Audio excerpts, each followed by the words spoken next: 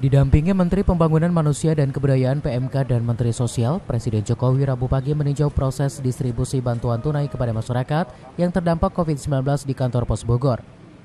Jokowi juga mengecek penerapan protokol kesehatan kepada para penerima bantuan dengan menggunakan masker, social distancing atau jaga jarak, dan penggunaan hand sanitizer. Bantuan tunai sebesar Rp600.000 dari pemerintah pusat ini diharapkan bisa menguatkan daya beli masyarakat di tengah kondisi pandemi COVID-19, sehingga konsumsi domestik pun menjadi normal kembali.